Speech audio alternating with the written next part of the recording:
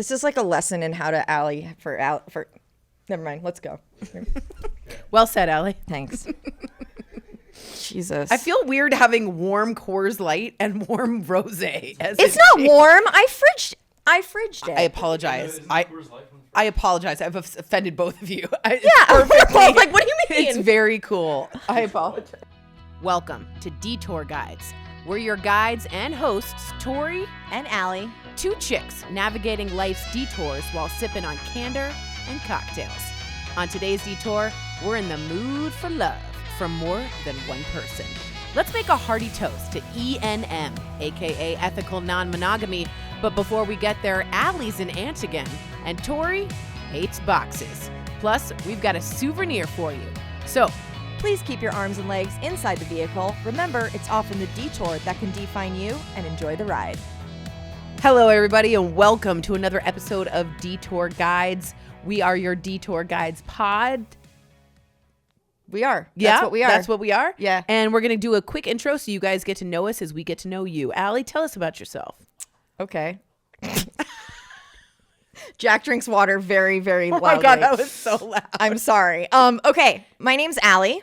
I'm 38 years old. I am a reality TV producer, but not like dirty reality. I do clean, wholesome food competition reality. What's dirty reality? I don't want to call it any shows, Okay, but you fair. know the kind that make you feel like you need a shower after you're done watching. Okay. Anyway, she says with her dirty hair that she's wearing a hat to cover. Anyway, so yes, TV producer, also a writer, single and no kids. It feels good to say. Great to say. I finally made up my mind. And I have a rescue dog. Well, I do have children.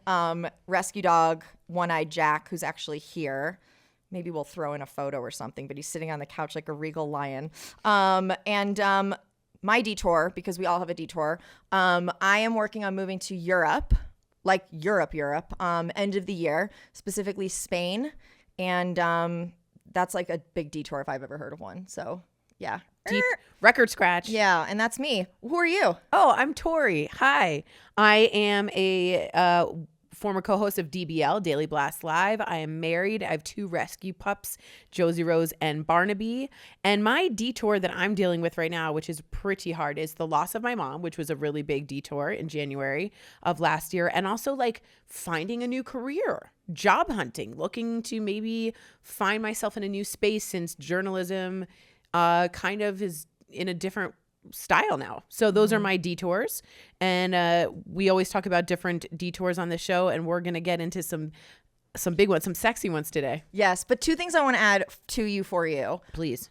You also have a podcast, another podcast. I sure do. It's called Daytime Talk After Dark, where all my hosts of Daily Blast Live get together and talk and have that wonderful diverse opinion, and it's a really funny show. So I definitely hope you guys stay tuned and watch for that.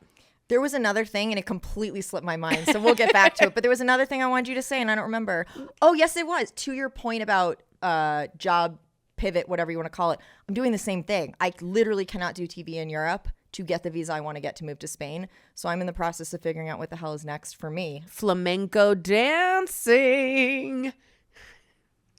Let's move on. Okay. Anyway, so together and separately, clearly we've realized we're not taking the normal route, and thus here we are, podcast detour. So let's begin our tour. What do you think? I agree. Okay, let's cool. hop on. Everybody on board? Choo choo. I don't think they do that with tours. It's not like a train. Well, sometimes it's a train. I would hope so. All right, let's do rosebud and thorn. Something good. That's the rose. Something looking forward to, the bud, and something crappy. That's the thorn. Nice. I'll go first. Why Please. not? All right. So I am an auntie again. I'm very excited. Yay! Thank you. My sister had my nephew Hudson 20 months ago. He's 20 months. And then I think about 2.5, 3 weeks ago, she gave birth to my second nephew, Everest, which I'm obsessed. He's the best. I mean, it's hard to focus on a newborn baby that does nothing but eat, sleep, and poop when you have Hudson, who's like super fun and hilarious. But yeah, I really like the auntie life because you have all the perks and then you give them back. That is like, good. Good luck to you. Enjoy your time. Yeah. So I'm very excited about him. He's very cute. I mean, he's cute for a newborn. I find me a like beautiful newborn. You know when people are like, "Oh, that newborn's gorgeous." I'm like, how? Yeah. Remember that Seinfeld? He's breathtaking. Yes. No, he wasn't. And but in like not the best way. Anyway, so that's my rose. Well, What's yours? congratulations, new you. auntie, new Kiki. That's you. very exciting. Are you going to be called Auntie Allie? They call me Auntie Allie. Auntie Allie. Hudson hasn't said it yet. All he says is Papa for my dad, but he whispers it. He goes, Papa, Papa. It's very cute. That's very cute. Yeah, and that's that. So that's my rose. What's yours? My rose is that there's some sunlight coming out, although it's really, really cold out in Denver. But I got a weighted vest. And did you? And I'm going to be doing some walking with my weighted vest because it's sunnier out.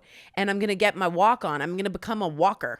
I'm going to be a walker. Not to be confused with. Yeah, not those kind of walkers. But like, yeah, I'm going to go ahead and get my walk on. I'm going to go around a lake every morning. Oh, next you're around Sloan's. I'm around Sloan's. So I'm going to take myself around Sloan's. If you see me, wave to me, be like, there's that weighted vest. She does chick. love to be noticed. So like she's not going to be a bitch if you do call her out. She's going to be very excited. She's going to look very deer in headlights and then she'll be like, "Oh my God, hi." What? And then find a reason to be like, "You know what? The walk's over." Yeah, forget it. talk. Let's just chat. How many pounds is the weighted vest? It's 10 pounds and you can do as much as you want, but goes right over the boobs, kind of keeps you like tucked in and you just do a little bit of a walk and it's just like great for me to get outside, see the sunlight. So that's my rose this week. Nice. I like it. All right. Time for a bud. So my mom for the holidays, I was like, "What do you want for Hanukkah?" And she was like, "I want a rock climbing lesson." And I was like, "What?" She had just had knee surgery like a few months ago. And I was like, "Oh." She's like, "Yeah, this makes no sense." She was like, "My PT said it's fine to go rock climbing." I was like, "Okay, I don't think that's true." So we're going to go rock climbing. I'm very excited. I've done it once and it was like literally 15 years ago on a second date. I wanted to impress the guy so much that I was like acting like I knew what I was talking about. Took the carabiner, tried to get it on whatever, and got it caught on my skin. Okay. There's literally a discoloration here because there was like a blood blister. Oh God. And was there a third date?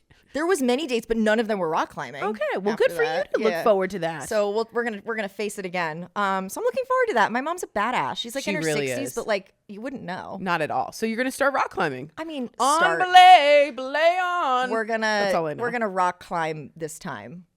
We'll see if we continue. So There I'm you looking forward to it. Yeah, it'll be fun. Very nice. Yeah, I love it. My bud this week will be finishing a cross stitch that I've been working on for over a year. I work for a charity called Loose Ends where someone who's passed away can't finish their cross stitch and I finish it for them. This is like a 2-foot poster of Sweeney Todd and it's taken me so long. So I'm almost finished with that and I get to give it over to them and there's a big ceremony and it's a really beautiful thing, but it's black on black thread and it's taken me forever. So that's my bud. I'm looking forward to finishing the cross stitch. Why? I need context. Why Sweeney? That's the most random thing to have on a cross stitch.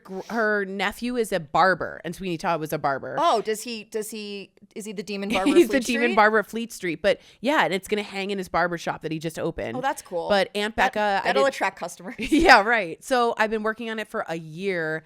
I don't know if you guys know I'm a really big cross stitcher. So what is cross stitch? So it's literally embroidery. You go up one stitch, over one stitch. Okay. It's that simple, but you can get into beading and all this stuff.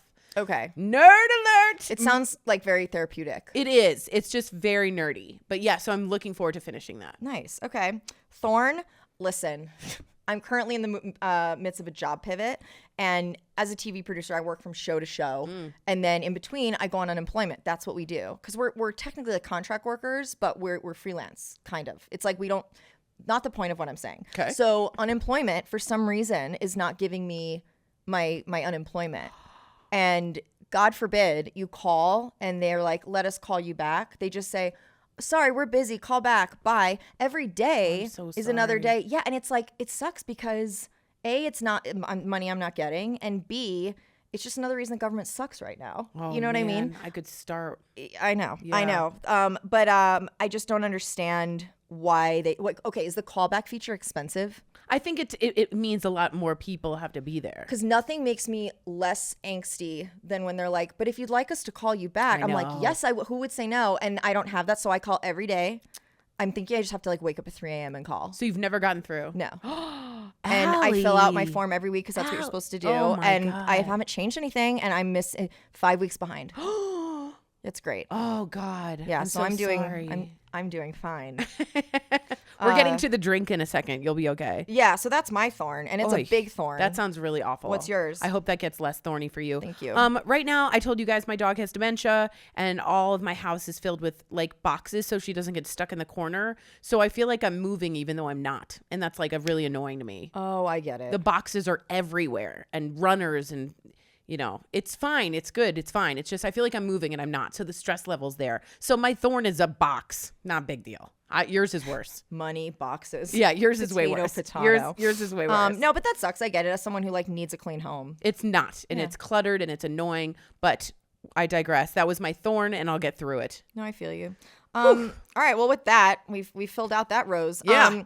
Let's move on to our next segment. I'll drink to that because it's time for the start of our tour. So cheers. Everybody, get ready. Cheers. What are we drinking? Rosé. Nice. And the reason we're doing that, rosé. I don't know. Follow me here. Rosé, pink, love. Intro to our theme. Great. Drum roll. Feeling it. And so I chose my favorite economical rosé, if you will. I'll put it in the show notes if anyone wants it. And we're talking today about ethical non-monogamy, or ENM, or CNM, consensual non-monogamy. I'm going to say ENM for the purposes of this podcast because that's how I know it, but CNM is also appropriate. Okay. So let's define it. First of all, did we cheers already? We did. Let's do it again because I don't remember if we did. Ethical non-monogamy. Cheers to ENM. Okay, so technically, what is ENM? Thank you. Thought you'd never ask. ENM is a relationship style or structure in which a couple has more than one romantic or sexual partner, but with consent from both parties. Okay. So that's the difference. There's no cheating in ENM. I see. There's no, if you're doing it right and you're abiding by the laws, then there's transparency, there's honesty, there's communication. Everything like I feel like we like to do as people. It's just a weird in air quotes taboo practice. So that's what we're doing today. Awesome. This is something I've been very interested in. I have never done it, but I'm fascinated by it because, well, we'll get into why later. But is this the same thing as like an open relationship? that is a branch of the ENM tree. I gotcha. Yes. Okay. So, yeah, nice, Tori. You're picking it up real quick. All right, so now it's time for pros from the pros because we're not doctors or professionals. I need to let that sink in for a minute. We're not at all. We're just humans. Yeah, we're like the opposite of We're basically not doctors and we're unprofessional. So we rely on pros to talk about this. So yeah, let's talk about it. I hear people like shaking their heads in my mind, like saying this doesn't work. Someone gets hurt. There's a stigma, but let's break it down. So according to Chapman University psychologist, her name is Amy Moores on Psychology Today, ENM is more common than you think. Actually, 1 in 5 people have been in an open relationship. I don't know what that percentage is because I can't do that. Is that 25%, guys? No, that would be 1 in 4. 20%. 20%. There we go. 20%. Our next topic is math. Our next topic is crunching numbers. Yeah, so 20% of people have been or are in an open relationship. That's more than I thought. Yeah, honestly. 20%. ENM is generally not used to fix an unhealthy relationship. I feel like a lot of people think like, oh, let's open it up because we're having issues. Like the same way people are like, let's have a baby to fix a relationship, which does that ever work? No. Thank you. No, Thank the you. answer's no. But it often stems from like curiosity and exploration, which is like, we're all about that. That's why we do the detours. So I think that's worth kind of destigmatizing. It's not about fixing. I'm sure there are people that do that and I'm sure they fail at ENM. Yeah. But yeah, and it's not dirty. Like people think, oh, you're sleeping with a bunch of people. That's so gross. What's that saying? Like I'm going to screw this up. Every person you're sleeping with you're sleeping with the people they slept with in the past, which it just gives me the ick. But it's not dirty like that. It's communication. So everyone, if you're abiding by what they stand for and their values, the majority of participants are big proponents of safe sex practices, which we love to see it. We love to see that. Now, I'm sure there's people that don't do this right and, are kind of gross about it, but we're not focusing on that. We're focusing on what ENM is supposed to be about. Got it. And hello, Jack. My pup's here today. So anyway, that's that. And there is a book that I'm going to have to finagle. Hi, Jack. That I'm reading, and I really like. It's called Polysecure, Attachment, Trauma, and Consensual Non-Monogamy. Jessica Fern wrote this. So here's a few fun facts that I've been reading about. Like it's not just about consensual non-monogamy, but they do focus on it a lot. Polysecure. So according to the U.S. Census, oh, here we go. It's in here. Over 20% of people, Nice. 1 in 5, also known as 20% of people in the U.S. have participated in ENM. The American Psychological Association created this. I don't know why I find this funny because what I'm picturing in my head. They created the Task Force on Consensual Non-Monogamy. What are you picturing right now? Like a lot of like people in weighted vests being like, yeah, like let's go, let's take on the non-consensual. 3, 2, 1, knock the door down. How many people are you in a Swingers! relationship with? Yeah, it made me laugh. But anyway, so, swingers.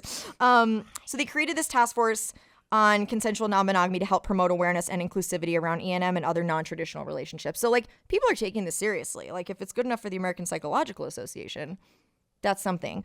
And okay, so here's where it's going to get a little hazy. First of all, anything you want to say before I get into like the types? Just like personally, how into this are you? I think I know what you're saying, but could you be more specific? Are you actively looking to be in an ethically non-monogamous relationship? No. Would you be interested if someone approached you and said, I'm a really cute guy, I have all this stuff going for me? Imagine if he said that. I would be like out the door. I'm a really cute guy. Check, please. I have a great job. I'm really into you. I want to take you and bend you over and do all these things. But why have another girlfriend? Okay. So, first of all, if he gave me that monologue, I would be out before he got to the bend you over. But I'm open to it. Okay. At this point, listen, I'm going to be completely transparent with you. This is what it's for. In the name of ethical non-monogamy, I'm going to be transparent. I'm looking to just find someone that I am remotely attracted to these days because they call it menver and I don't know why. So it's slim pickings right now. Beggars can't be choosers. However, I'm interested. I'd like to learn more. I'm not seeking it out necessarily. Okay, but it wouldn't stop you if some guy was like, hey, I have a girlfriend, but I'm also interested in spending the night with but you. I would imagine I would meet that person on an app and we would know that ahead of time, right? Okay. There is an app that kind of is open to this and I have downloaded the app. Okay. Do you want to give the app? I don't know. Okay. Maybe I do. I think you should. But now I feel bad that I even hesitated. Well, don't feel bad. All right, okay. I'm just saying. I guess people are really curious about this stuff, but they're terrified. So if you're brave enough to tiptoe into this arena, No, you're right. Practice what I'm preaching. Practice what you're preaching. Okay. The app. Maybe we can lose all that. And I could just be like, yeah, the app is Field. The app is Field. FEELD. And I think it's like for the something curious. It's not just for that. But it's a dating app for single people, all kinds of people, pansexual, trans. Oh, that's awesome. Homo, hetero, curious, things I've never heard before. I'm pretty basic. I'm just a straight white female that is living in a place where there's supposed to be an abundance of men, and I don't think there are. But yeah, so Stop that's the app. looking over at them. No, I'm not. I'm looking at the camera. Oh, Can you imagine? No. Anyway, so yeah, I am on it. I downloaded it. I'm on it. I haven't really explored it yet. Okay. But I'm interested. So, okay. Now, that being said, let's talk about, there's a boatload of subtypes of ENM. So I don't want to overwhelm you. Okay. So if this is an ice cream store and the ice cream store is called ENM, here are the flavors. Here are the flavors. That's much better than my analogy, which was going to be a tree and the branches. Yeah. I like ice cream. I like food better. Okay. Food's better. Okay. So the main ones, monogamish. That sounds like a Jewish thing. I totally do. Monogamishkowitz. That's right. Yeah, no, it's coined by a guy, Dan Savage. Sure, sex columnist. Yeah, sex columnist Dan Savage. And it's basically couples who are mostly exclusive but engage in a little fun periodically. Fun. So they like on their anniversary will go to a bar and try and pick up a girl or something. It's like that. Okay, monogamish. Monogamish. Okay, that's your first flavor. It's like Jewish. Yeah, right. Okay. Monogamish. So if you guys are interested, this is your first flavor, okay? Yeah, and it could be like anything from just like kissing someone to going out of town and being like, well, I'm out of town and let's go see what these kinds of folk are like. I don't know who would ever say that. The same guy that said I want horse in Oklahoma. The same guy that said I want to bend you over. Yeah, said this. That guy. So that's monogamish, if that makes sense. Does that make sense? Mm-hmm. Okay. Then there's polyfidelity, and that involves a couple and one more person. Different. It could look different. So they could bring in a third and become like a throuple, or maybe like you and I are dating, and I'm the one that has a partner, but I don't. Additionally, and you don't. Why wouldn't I? Because you might not be interested. Oh. And that's like the dream. For me, the dream is like, my partner doesn't care and doesn't want to do it, and I do, like, but I'm selfish. I feel you. Yeah. So you have to maintain your boundaries with this stuff.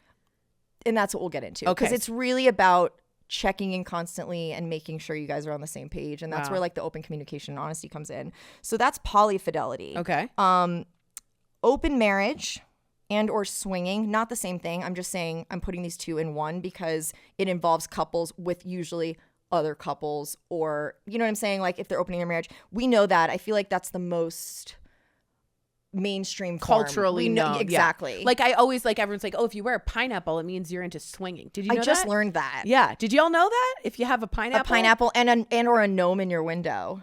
A gnome? Did you know that? No. Cool. Okay. Okay. I don't know why either of those I are also like, heard if you have white rocks around your mailbox. What? Wait, where did you hear that? I don't know. Did you ever see it? Yeah.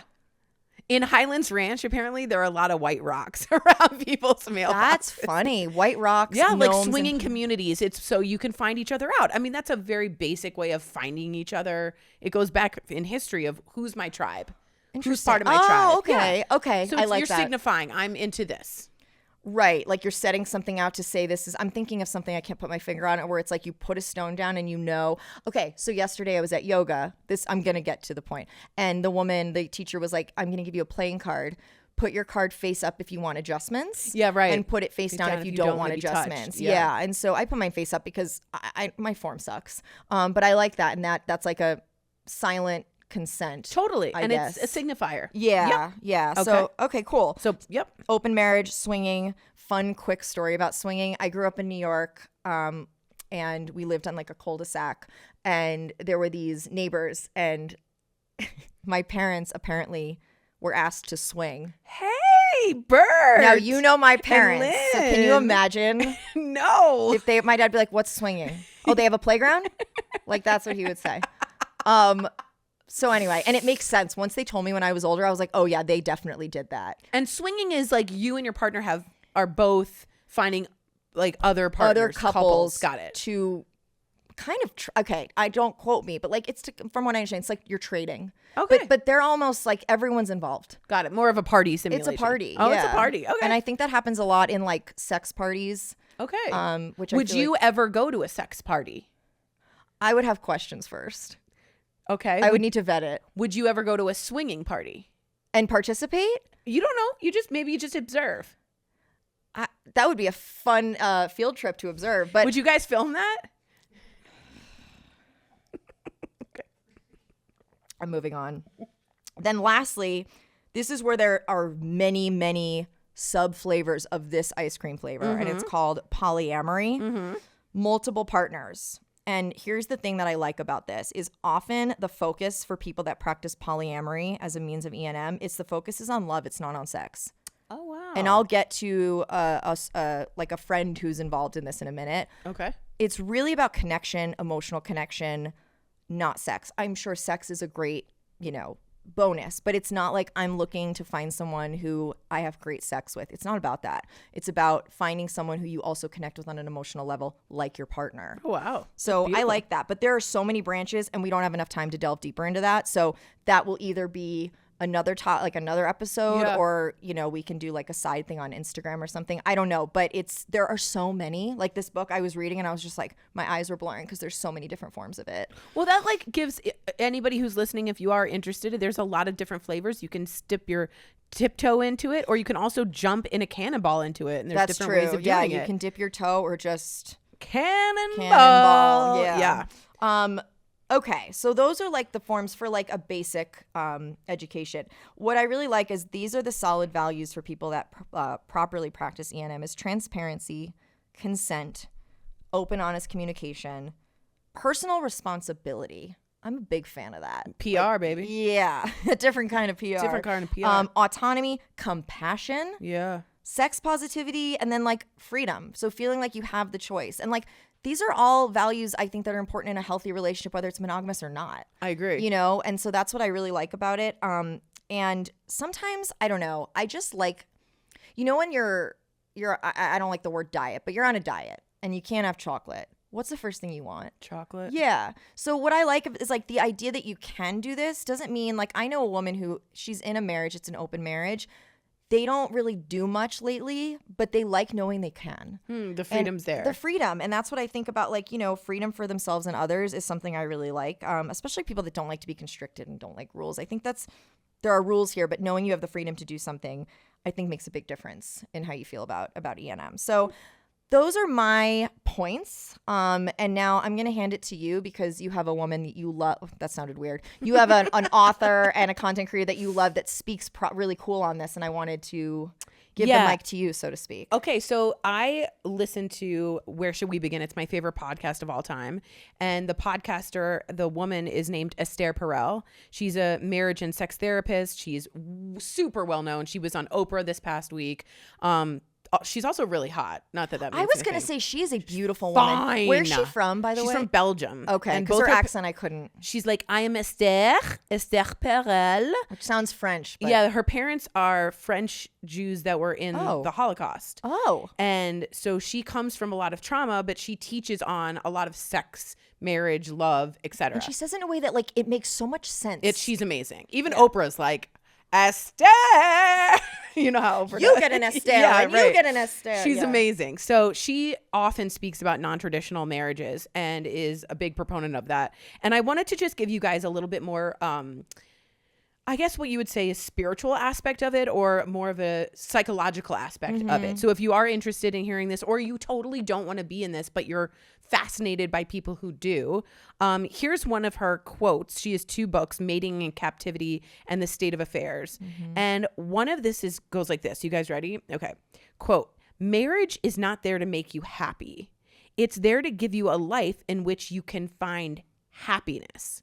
She says there's no possible way one person can ever fill every role that modern marriage expects a partner to fill, at least not every day for decades. She goes on to say it was an economic institution, marriage. You had to give it up for children, social status. Really, it became like the history of marriage.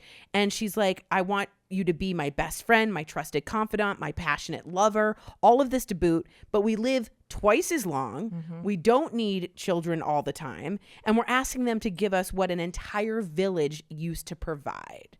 So I think that if you are someone who's pretty stuck and cemented and like, I'm going to be with my partner, this is crazy, I would never branch out, that's a fair point about the history of marriage and is it useful anymore, and can we get all of that from one single person? Well, and to your point, marriage wasn't originally for necessarily love and connection, and you're my favorite person, I want to be with you all the time. It was really like a societal thing. Absolutely. You got married, you had to procreate. This made the most sense, and like it's a small piece of the pie now. It's not just about that. It's almost not about that. It's I almost want pie now. Well, yeah. But yeah. That sounds delicious. But like, I think of Bridgerton, Yes, and like, who are we going to find for you? They have to be of this class and this stature and this and that, and you have to have babies. I'm like, it's not what it was. Right. And so it only makes sense it's going to evolve to your point in Esther, as she says. She also says that the challenge for modern couples is reconciling the need for what's safe and predictable with the wish to pursue what's exciting, mysterious, and awe-inspiring. I love that. I love her too. I love that too. So if you can fit that into your marriage, that's phenomenal. That's beautiful. But not everybody can do that, and not everybody wants to do that. And in that way, she is open to more untraditional uses of the societal word of marriage. I did also reach out to our Instagram, social media world, all of you guys, and asked if anyone was in a polyamorous or ENM position, in an ethically non-monogamous position. And we got some responses. Ooh, let's hear them. Okay. Fun times. Did you get any? I mean, I have a few followers. You have many few. I got one. You want me to read that first? Yeah, let's hear that. Let's just get my little let's get your ENM out of the way. Teeny tiny thing out of the way. Yeah. So I had someone that said, I've been ENM since 2016 and I do relationship anarchy.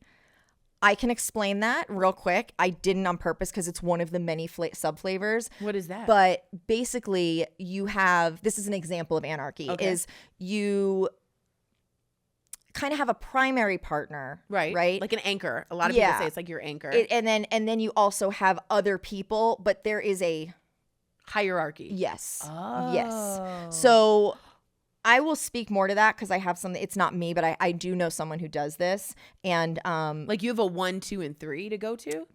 I mean, yeah, essentially, if you're gonna break it down like that, yeah. So that was my response. I found it kind of interesting. But you, I would hate to be the third in that relationship. Well, it's not for people with egos, right? Yeah, that's not Because for me. you can't be anyone. Yeah.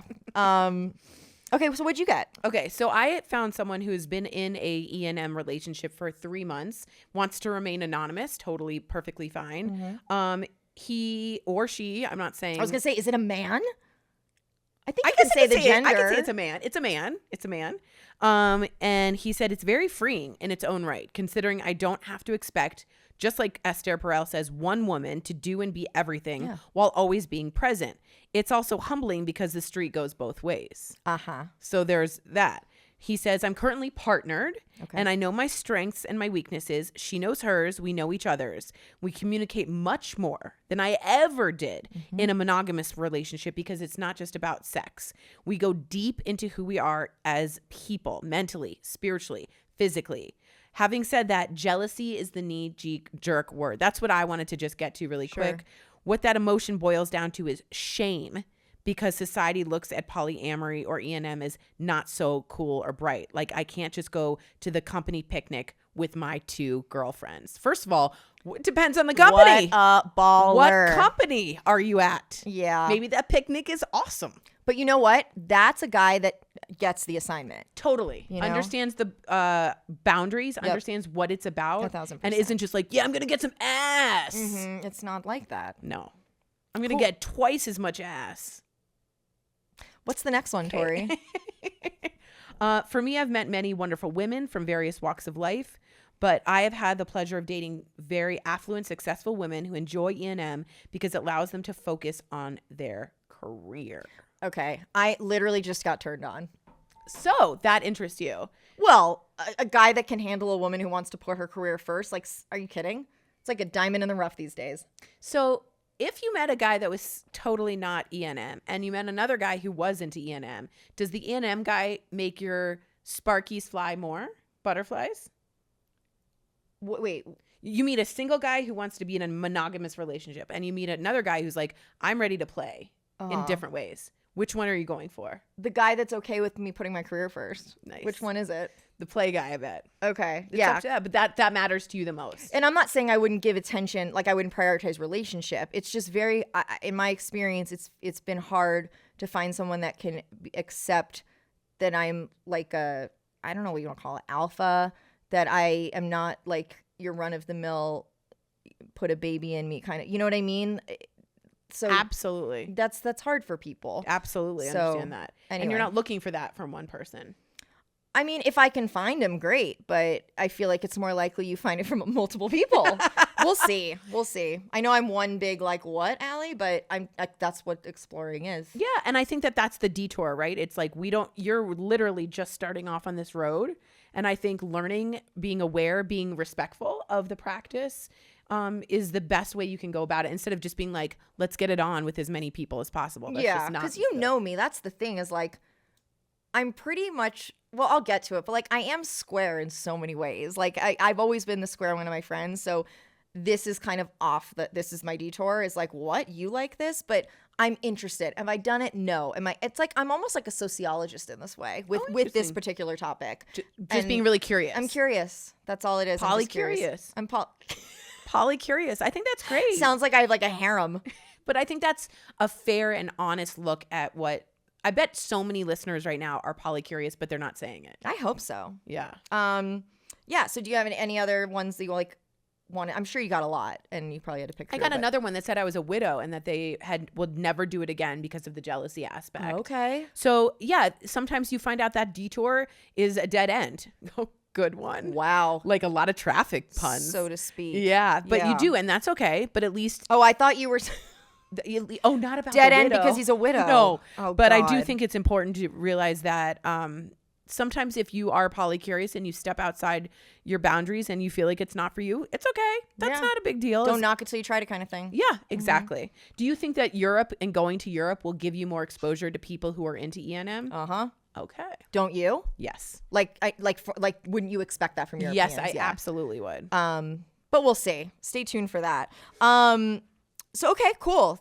I like hearing from people. I do too. And I really appreciate, obviously we'll maintain the respect and the privacy, but appreciate that really well thought out plan. They also said there's an ENM coach here in Denver. I don't doubt it. And I'm sure in other cities and towns, you can find ENM coaches if you're uncomfortable, or go on Reddit. I hate to be God, go on Reddit. This person, but Reddit has a lot of great sub communities and subreddits in which you can find your tribe. And that's really what you're looking for, your tribe, to feel comfortable, to ask questions, to be like Allie. She's reading, she's doing the work to put in so that she can have a secure and foundational, maybe poly relationship. Yeah, be like me. Be like Allie. An unemployed woman pushing 40 who's moving to Europe and might be into more than one We're not person sure.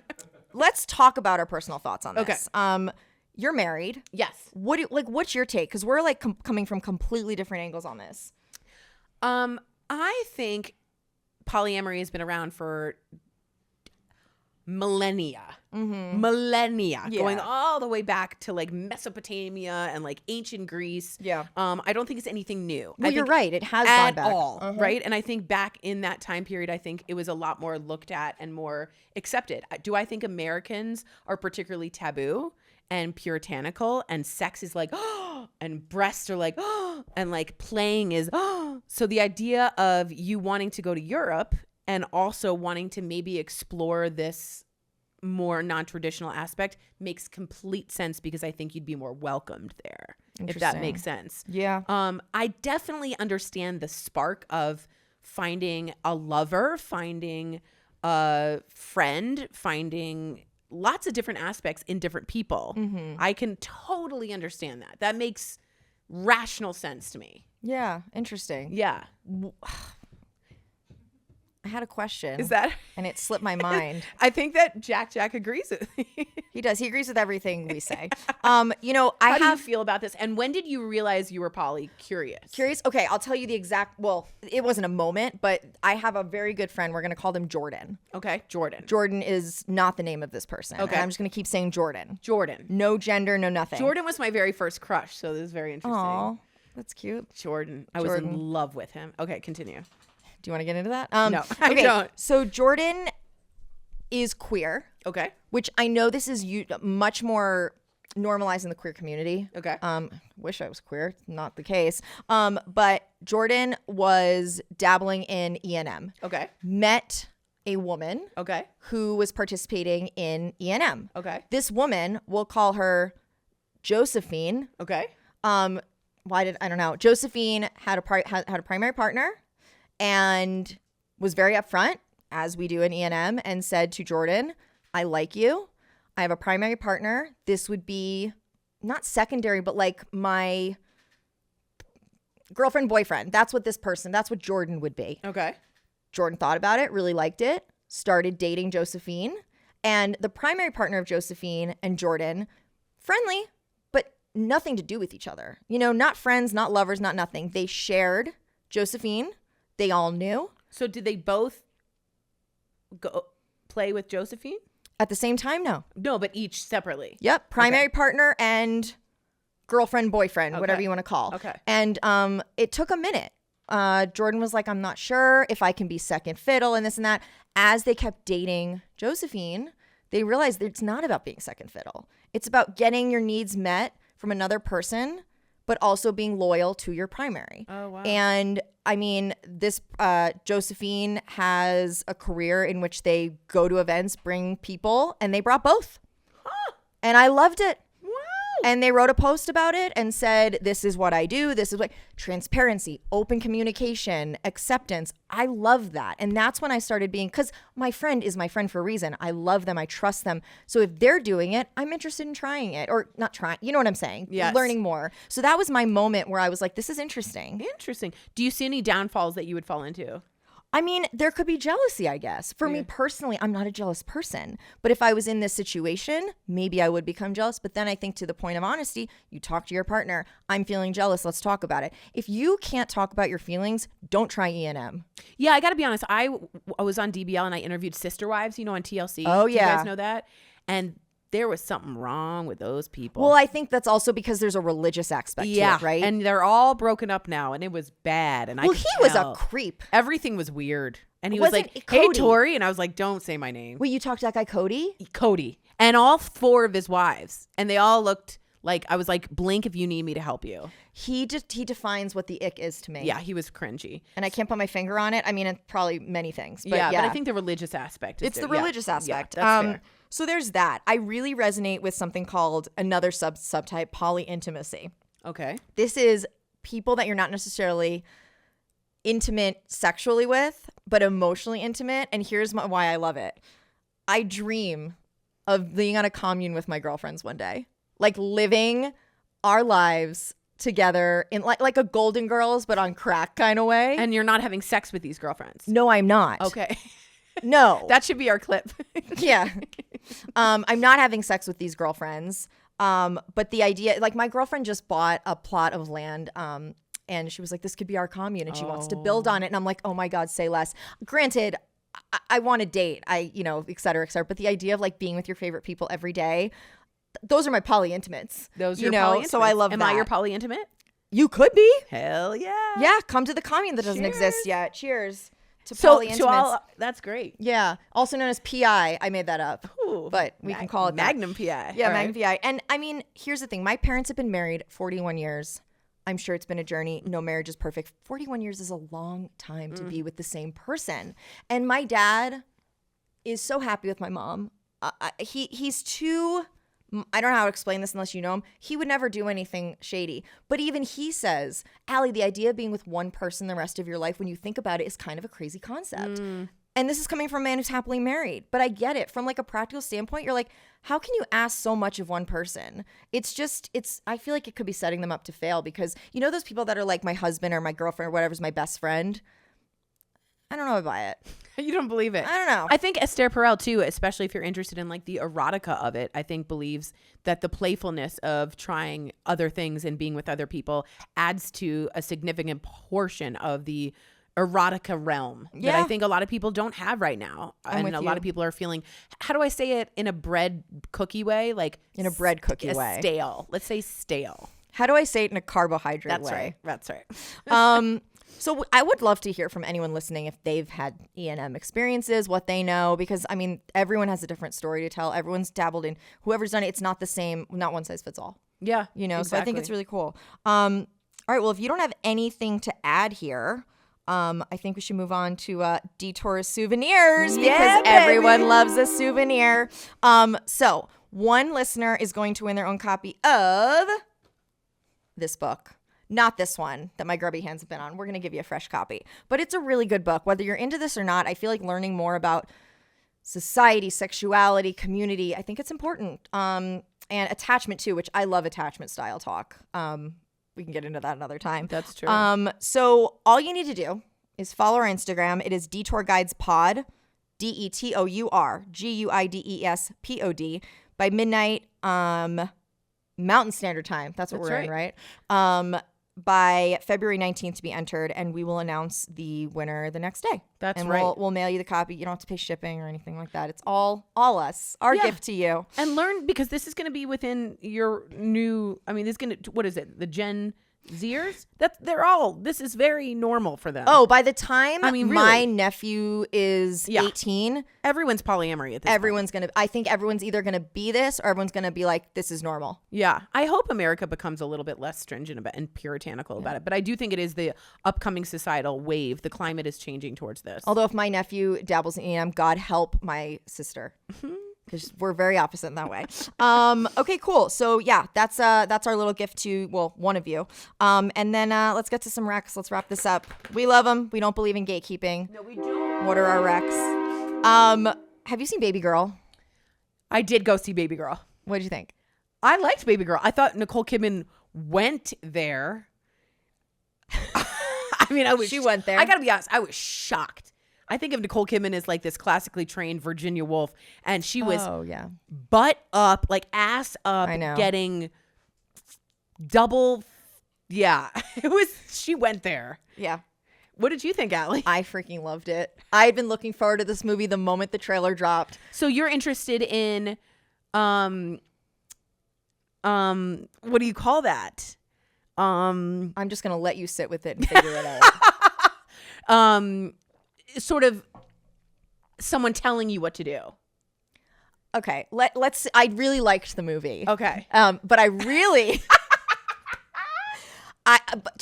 Listen, Nicole Kidman, she's in everything right now. Yeah. And she's doing everything. Yes. And she's basically telling everyone, you thought I was that, but I'm this, and I'm this, and I'm this. And she wanted to be Baby What did Girl. Nikki Glaser say at the Golden Globes? She was like, I give it 2 fingers up. yeah, and then she said, Keith Urban, thanks for playing like boring music, so she had time to bless her. But yeah, I really enjoyed it. I thought it was I'm a nerd. I thought it was shot really beautifully. I loved the soundtrack. However, there was one song in particular that really got my goat, let me tell you. It was, everyone's going to know at this point what it is because it's gone viral, but the guy who plays the intern, his name is Samuel. In real life, his name is Harris Dickinson. And he does this scene. Allie's really into this scene. Where he dances to Father Figure by, oh my God. George Michael, duh. Sorry, I'm thinking of the scene and I'm getting excited about it. So if you guys don't know that, I'm not gonna get in trouble, but it's like, if you'll be my father figure, put your tiny hand or in I can mine. link you to the clip and you can hear it for real. Yeah. I just love it. I love it. What do you like about it? I can't. That he's her daddy? No, it's Okay. not. I don't know. It's just a whole vibe. He's a whole vibe. I researched the production of that, how the director told him to do it, how he actually did it. He was really drinking because he was a nervous wreck about it. I just loved it. And I just love Nicole Kidman sitting there in a robe doing nothing, but just like her fingers are twitching and she just wants to, I just love it. And you know, I can tell it was one camera following him. Handheld, just letting him do his thing. It felt like you were a fly on the wall in this dirty hotel room, which I found they built one room and they didn't allow much crew in there because it was so intimate that they just wanted. See, I'm nerding out now. It's not the point. It's a really sexy video. I'm going to link it. I'm going to link the TikTok like the millennial I am, but I loved it. That's my recommendation 50,000 minutes later. Okay. Are you drinking your milk? Like, are you drinking more milk because of it? No. No. But there is, anyway, that's for another time. Good girl. What is your Good girl. Good girl. girl. Nice. What is your rec? It's a little more tame than mine. And I like that Nicole Kidman was like down for it. She was like, I heard there was going to be Baby Girl. I want to be Baby Girl. That's my She's Nicole not Kidman. Steve Irwin. She's Australian. I know, but She's kind of Steve Irwin, but she was like, she's like, a good girl, I drink my milk. It's very sexy. Mine is less sexy. It's a blush. It's from the drugstore. It's $6. It's called Milani. You guys all know it, but it's in the shade Luminoso, which sounds like Harry Potter spell. Luminoso. Yeah. It does. But it is a dupe for Orgasm from NARS, which is a great blush. But NARS, which is how they say "ner" in Australia. Ner. Do you want to have your milk? Ner. I highly recommend it. I can't follow up the baby daddy, baby girl thing. When so. Jack's a bad boy, what do we say? Ner. Anyway, okay, cool. We should link it. Is it like It's $6. It will change your face. $6. If you just want to put on like a crap foundation, put this on. Yeah, that's a good plug. If you what want to it'll look like crap. It'll look like you just had a scene with that guy in that movie. You look flushed like that. Like that. This did become sexual. Okay. But it's also like you got off the Alps, like you were skiing and you're like, oh, that was such a fresh powder ski. Like you look very flushed. So for like $12, maybe with tax 15, you can have a glass of rosé. You can have the whole bottle of rosé while watching Harris Dickinson and Baby Girl. That's free because that's a TikTok. I will be your with your father sexy figure. blush. That's Put $6. your body hand in mine. This is really like a coupon clipping show. It's all we do. This is what we do for you guys. Here's your detour. Save money. Okay, cool. Well, I'm gonna look it up. Yeah. Oh my gosh. Milani, Luminoso, and Baby Girl, the father figure scene. Nice. All right. Well, I mean, that's all the time we have. So I'm gonna wrap it up here. Our detour is coming to an end. So let's recap. ENM, also known as CNM, ethical non-monogamy. We know what it is now. It's a relationship or style structure in which a couple has more than one romantic or sexual partner with consent from both parties.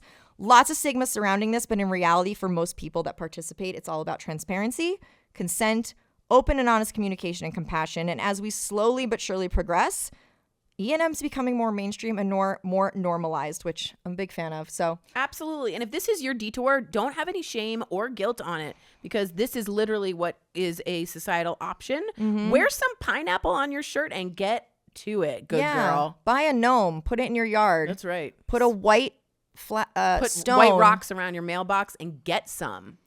Anyway, thanks for joining us. Be sure to follow us on Instagram at Detour Guides Pod. Follow our personal IGs. You are At I am Tori Schulman. and I am at Ali Dubrow, ALIDUBROW. Drop us a line. We do have an email. No one's emailed us yet, but detourguidespod@gmail.com. And please don't forget to subscribe on Spotify, wherever you listen to podcasts. If you want, give us a glowing review. Oh my and we God. will send you a glass of milk. And remember, it's often the detour that can define you.